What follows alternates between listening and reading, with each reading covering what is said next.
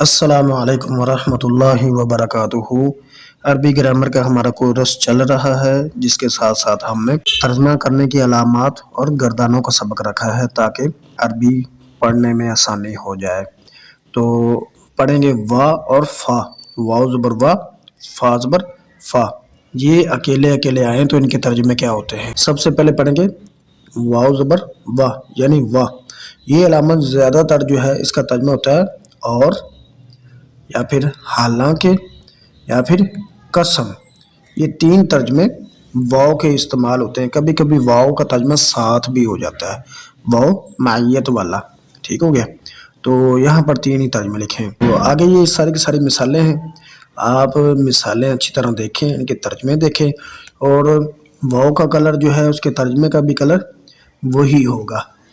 تو اگر واو کے بعد اس اسم کے آخر میں زیر ہو تو اس میں قسم کا مفہوم ہوتا ہے۔ تو واو جو ہے یہ اکثر اگر ایسا ہو تو جملے کے شروع میں ہوگا، آیت کے شروع میں ہوگا، جیسے والعصر والشمس، یہ شروع میں ہے اور آخر میں زیر بھی ہے۔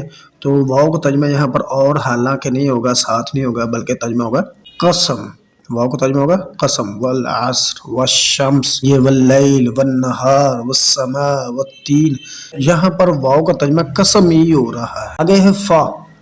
فا کا ترجمہ جو ہے پس تو پھر، یہ ترجمے کیے جاتے ہیں، پس تو پھر سو بھی کیا جاتا ہے، پس تو پھر سو، یہ سارے ایک ہی استعمال ہوتے ہیں۔ آگے یہ مثالیں ہیں، آپ کلر کے حساب سے دیکھ۔ آگے سر و صغیر کا سبق ہے۔ اللہ کے مذکر کے صیغے ہم نے پڑھ لیے ہیں، بہت ہی آسان ہے۔ اور اب پڑھیں گے اللہ کے مؤنث کے صیغے۔ اللہ کے مؤنث کے صیغے پڑھیں گے، وہ بھی آسان ہے۔ جس طرح آپ نے مضرب، مضربان، مضارب و مضارب پڑھا ہے، اسی طرح آپ نے آخر میں تا گول لگا دینی، اور تا گول جس کے آخر میں ہو اس سے پہلے خود بخود زبر آ جاتی ہے، اس سے پہلے زبر آ جاتی ہے۔ باقی سارے سے یہ اسی طرح ہے۔ مضربات، مضربتان، مضارب و مضاربات۔ تو یہاں پر تھا مذکر کے صیغے مضرب، مضربان، مضارب و مضارب، اور مؤنث کے صیغے ہیں مضربۃ، مضربتان، مضارب و مضاربات۔ تو اوپر آپ نے ترجمہ کیا ہے مارنے کا ایک مذکر اللہ، اسی طرح آلے چلتے جا رہے ہیں، پھر آخر میں چھوٹا مذکر اللہ۔ تو یہ مؤنث کے صیغے ہیں، اس کے وزن کے حساب سے، نشانیاں علامات کے حساب سے آپ نے ترجمہ بدلتے ایک دو یا سب یا چھوٹا۔ تو مؤنث ترجمہ کرنا، مارنے کے ایک مؤنث اللہ، باقی صیغے جو ہیں وہ بھی اسی طرح ہیں، آپ نے انہیں دیکھ لینا ہے۔ آگے نصر ینصر کا باب چل رہا ہے، اس کے بھی ہم مؤنث کے ہی صیغے پڑھیں گے اللہ کے اندر۔ تو آپ نے مذکر کے صیغے پڑھے ہیں منصر، منصران، مناصر و منیصر۔